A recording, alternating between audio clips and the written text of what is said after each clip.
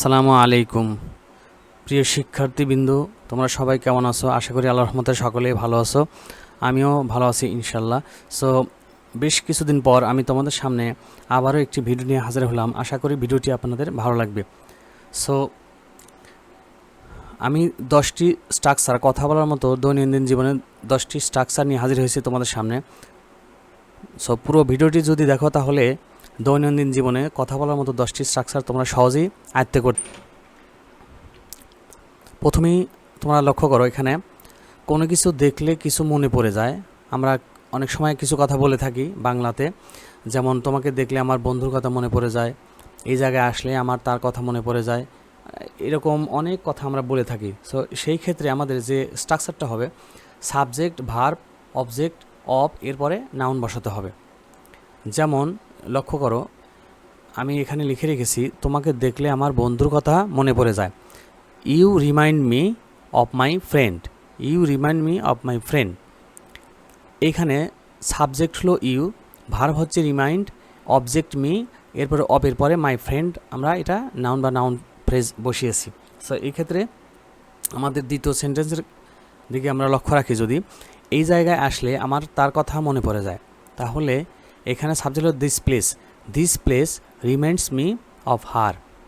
This place reminds me of her, মানে এই জায়গায় আসলে আমার তার কথা মনে পড়ে যায়।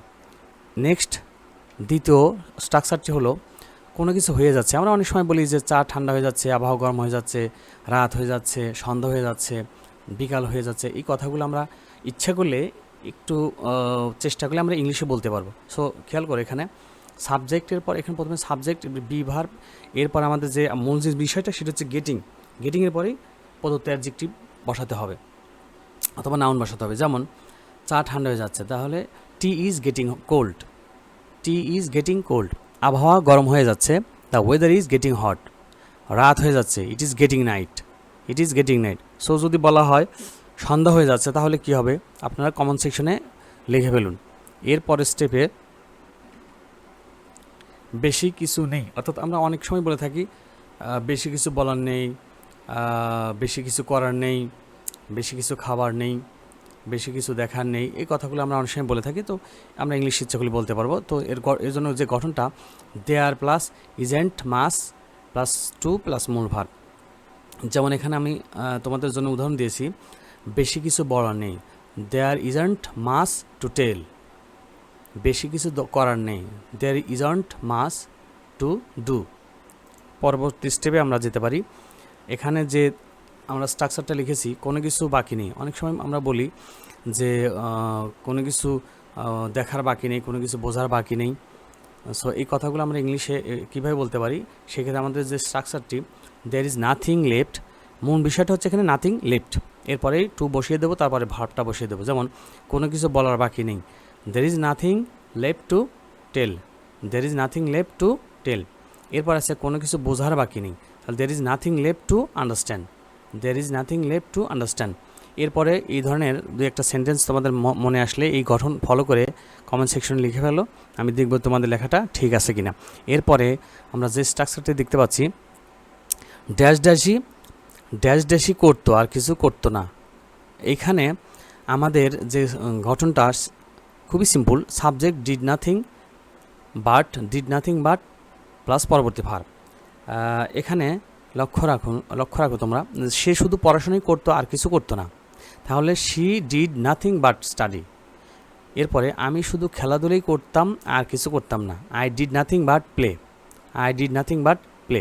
পরবর্তী স্ট্রাকচার আমরা আসতে পারি, how about or what about plus verb plus ING extension বাক্যাংশ। যেমন কোনো কিছু করলে কেমন হয়, এই কথাগুলো আমরা বলি, সেই ক্ষেত্রে আমরা ইংলিশে বলতে পারি how about roaming somewhere now, এখন কোথাও ঘুরতে গেলে কেমন হয়। What about singing a song now, এখন একটা গান গাইলে কেমন হয়। আমরা অনেক সময় বলি যে এখন এটা করলে কেমন হয়, ওটা করলে কেমন হয়, সেই কথাগুলো আমরা ইংলিশে হাউ অ্যাবাউট অথবা হোয়াট অ্যাবাউট ব্যবহার করে ভার্ব প্লাস আইএনজি দিয়ে সেই কথাগুলো আমরা প্রকাশ করতে পারবো। এরপরে আমাদের পরবর্তী structure, every other day, every second day, every third day, every fourth day. অর্থাৎ আমরা অনেক সময় বলে থাকি একদিন পর পর, দুদিন পর পর, 3 দিন পর পর, 4 দিন পর পর, যে কথাই বলি না কেন, সেই ক্ষেত্রে আমাদের স্ট্রাকচারটা এভরির পরে সেই সংখ্যাটা বসে দিতে হবে। যেমন আমি একদিন পর পর কলেজে যাই, I go to college every other day. সে দুদিন পর পর আমার কাছে আসে। He comes to me every second day. এরপর যদি বলা হয় যে সে সে দুদিন পর পর বা 3 দিন পর পর 4 দিন পর পর অফিসে যায়, অথবা সে 1 মাস পর পর আত্মীয় বাড়ি যায়, এই কথাগুলো আমরা ইংলিশে এইভাবে বলতে পারবো এভরি স্ট্রাকচারটি ব্যবহার করে। নেক্সট টু, এখানে আমরা অনেক সময় বলি যে আমরা আগামী শুক্রবারে পরের শুক্রবার, বা আগামী সোমবারে পরের সোমবারে, আগামী সপ্তাহের পরের সপ্তাহে, অথবা আগামী মাসের পরের মাসে, অথবা আগামী বছরের পরের বছরে, এই কথাগুলো আমরা বলি। সেই ক্ষেত্রে আমাদের নেক্সট টু নেক্সট সেই প্রদত্ত অর্থটি বসিয়ে দিতে হবে। যেমন আমি আগামী শুক্রবারের পরের শুক্রবার ঢাকা যাব, তাহলে I will go to Dhaka next to next Friday. Next to next Friday. এরপরে আমার বাবা আগামী মাসের পরের মাসে আমাকে একটি নতুন গাড়ি কিনে দেবে, তাহলে my father will buy me a new car next to next month. তাহলে নেক্সট টু নেক্সট মান্থ মানে আগামী মাসের পরের মাসে। সো এই ফর্মুলা ইউজ করে তোমরা ইচ্ছা করলে অনেক সেন্টেন্স লিখতে পারবা এবং বলতে পারবা। It is subject plus who. আমরা অনেক সময় জোর দিয়ে অনেক কথা বা গুরুত্ব বোঝাতে অনেক কথা বলে থাকি। যেমন তুমি আমার কলমটি ভেঙেছো, তুমি আমার ফোনটি নিয়েছো, তুমি আমার এ কাজ করেছো, সে কাজ করেছো, বা সেই অমুক কাজটি করেছে, এই কথাগুলো আমরা বলি।